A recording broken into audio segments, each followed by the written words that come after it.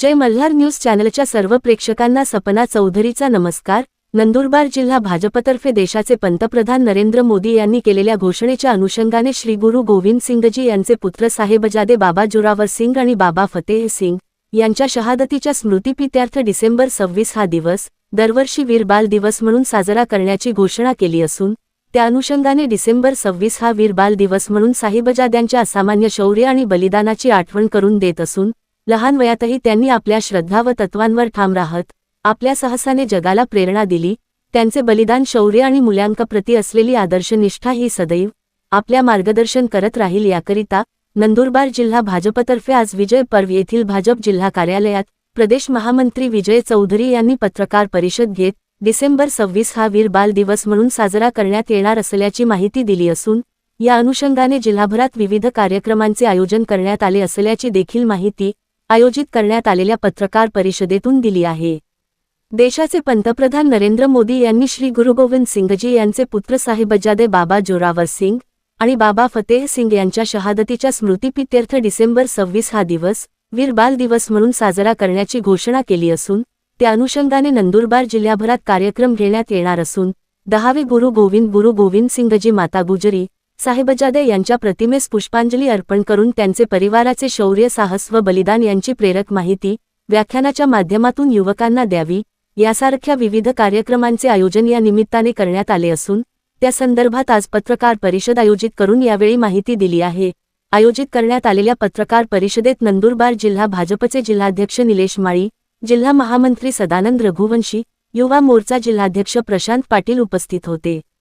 सपना चौधरी, जय Malhar news, Nandurbar. या देशाचे प्रधानमंत्री आदरणीय नरेंद्र मोदी साहेब यांच्या संकल्पनेतून 26 डिसेंबर हा दिवस वीर बाल दिवस म्हणून देशभरामध्ये साजरा केला जात आहे। गुरु गोविंद सिंहजी यांचे दोघं सुपुत्र साहिबजादे बाबा जोरावर सिंहजी वय वर्ष 9 आणि बाबा फतेह सिंहजी वय वर्ष 7 या दोघांना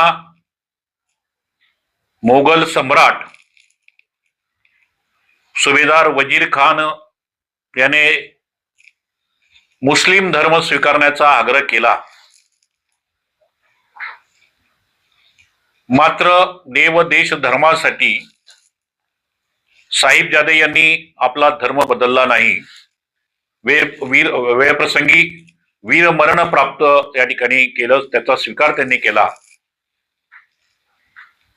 सुभेदार खान याने भिंतीत दडून या दोघांना त्या ठिकाणी ठार केले आणि या संदर्भात हा जो काही त्यांचा शौर्य आहे साहिबजादांचा, साहिबजादे जोरावर सिंहजी असतील, साहिबजादे बाबा फतेह सिंहजी असतील, यांनी अतुलनीय शौर्य या ठिकाणी दाखवलं। त्यांची प्रेरणा, त्यांची ऊर्जा घेऊन देशभरामध्ये त्यावेळेस क्रांती झाली। जुलमी मोगल सत्तेच्या विरोधात त्या ठिकाणी जनमत एकत्र आलं आणि त्यांचा त्यागाचा, बलिदानाला या ठिकाणी नमन वंदन करण्याच्या दृष्टिकोनातून प्रधानमंत्री श्री नरेंद्र मोदीजी यांचा संकल्पनेतून देशभरात आणि राज्यभरामध्ये भारतीय जनता पार्टीनं 26 तारखेला वीर बाल दिवस म्हणून या ठिकाणी साजरा करण्याच्या दृष्टिकोनातून विविध कार्यक्रमाचे आयोजन केलेले आहे। यामध्ये सामूहिक रॅली, भजन, कीर्तन, नमन वंदन, निबंध स्पर्धा, वक्तृत्व स्पर्धा, सामूहिक रॅली, साहिबजादे यांना त्यांच्या क्रांतिकारी इतिहासाबद्दल या ठिकाणी लोकांमध्ये पत्रक वाटणं, पुस्तकं वाटप करणं, निबंध स्पर्धा, वक्तृत्व स्पर्धा भरवणं, त्यांच्या जीवनीवर जी काही या ठिकाणी चित्रपट निघालेला आहे तो चित्रपट गावागावामध्ये दाखवणं आणि त्या दृष्टिकोनातून राज्यभरामध्ये भारतीय जनता पार्टीनं 26 तारखेला सर्व मंडळांमध्ये आणि सर्व जिल्हा स्तरावर एकाच वेळेस विविध कार्यक्रम करण्याच्या संदर्भातली भूमिका घेतलेली आहे.